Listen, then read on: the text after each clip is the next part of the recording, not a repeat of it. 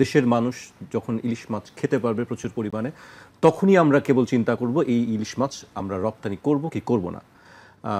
তিনি গত বছর বলেছিলেন এবং তারপর দেখছি গত বছরও ভারতে ৩,০০০ টন ইলিশ মাছ দেওয়া হয়েছে। এবছরও ভারতে ১,২০০ টন ইলিশ মাছ দেওয়া হয়েছে, মধ্যপ্রাচ্যে আরও অনেক বেশি দেওয়া হয়েছে। এবং আমি একটি বিষয় উল্লেখ করতে চাই, যে ইলিশ মাছটি আমরা ভারতে গেছে বাংলাদেশ থেকে, সেই ইলিশ মাছের কেজিটা পড়ছে, প্রতি কেজির দাম পড়ছে 12.৫ মার্কিন ডলার, তার মানে ১,৫০০ টাকা মতো। কিন্তু বাংলাদেশে ১ কেজি ইলিশ কিনতে গেলে ২,০০০-এর উপরে যেতে হয়, ২৪০০, ২৫০০, ২৬০০ এরকম যায়। মানে এখন কি আমরা কি ইলিশ কি বেশি খেতে পাচ্ছি? এই জন্যই কি আমরা ইলিশ রপ্তানি করছি? ইলিশ রপ্তানির সিদ্ধান্ত তো অনেক দিনের।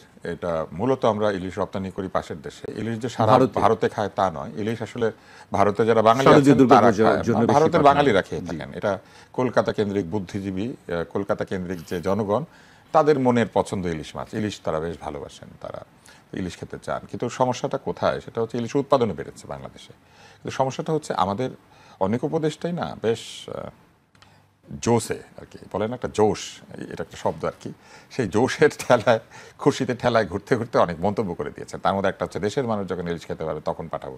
এগুলো হচ্ছে মন পছন্দ কথাবার্তা। এগুলো আমি আপনি বলতে পারি, ইচ্ছা হলো বললাম, মানুষ খুব তালি দিল। উপদেষ্টার সিটে থেকে এগুলো না বলাই ভালো ছিল। এগুলো বললে যেটা হয়, পরে দেখা যায় যে এগুলো নিয়ে মানুষ মনে রাখে। এবং এই যে ১২৫০ টাকা বা ধরেন ১৫০০ টাকাতে ইলিশ মাছ খাবে পাশের দেশে, আর আমি খাবো ২৫০০ টাকা দিয়ে, এইটা তো কেউ মানতে চাইবে না। এটা অবিশ্বাস্য, এটা কোনো ইকোনমির হিসাবে পড়ে না। যে দেশে উৎপাদন হয়, সেই উৎপাদনের দেশে সবসময় সেই প্রোডাক্টের দাম কম থাকে। আপনি চীনে গেলে ইলেকট্রো পাবেন সবচেয়ে সস্তায়, গার্মেন্টস পাবেন আমাদের দেশে বেশি, আমাদের দেশে বেশি, বাইরের দেশে কম। এইটা সরকারকে উত্তর দিতে হবে যে কেন কম, কিভাবে এই কম দামে ইলিশ বিদেশে রপ্তানি হয় আর বেশি দামে আমরা খাই। আর মধ্যপ্রাচ্য বলেন, যেখানেই বলেন, ইলিশ আসলে বাঙালিরাই খায়। আমি মরুভূমির মাঝখানে আমি ওমরা করেছি অনেকবার, তো সেই একবার আমার এক বন্ধু বলছিলেন মরুভূমির মাঝখানে যে এইখানে যদি ইলিশ খেতে পারতাম, তা আমি তার উপর একটু রুষ্ট হয়েছি। এই যে মরুভূমির মাঝখানে রাতের বেলা মদিনা থেকে মক্কাগামী বাসে আমরা, তো এইখানে তুমি ইলিশ পাবে কোথায়? কিন্তু আমি দেখলাম যে একটা সাদা একটা সাইনবোর্ড টিনের, তার মধ্যে কেউ একজন হাতে যেটা সেটা দিয়ে একটা মাছ এঁকেছে। সেই মাছটা খুবই বাচ্চাদের মতো আঁকা, কিন্তু তার নিচে লেখা ইলিশ মাছ দেওয়া ভাত পাওয়া যায়। তো বাঙালি যেখানে যাবে সেইখানে একটা জোকস আছে যে নোয়াখালীর মানুষ সেখানে থাকবে আর ইলিশ মাছ থাকবে। এবং আপনি জানেন ওই দোকানটার মালিক একজন নোয়াখালীর লোক, সে খুবই ইমপ্রেসিভ, সে নিজে কাজ করে, সে ওখানে ব্যবসা করলা ভাজি এইসব বিক্রি করে এবং মানুষ খায়। বাঙালি আবার ওই দোকানটা খুঁজে বের করে, আমরা দুজনে গিয়েছি।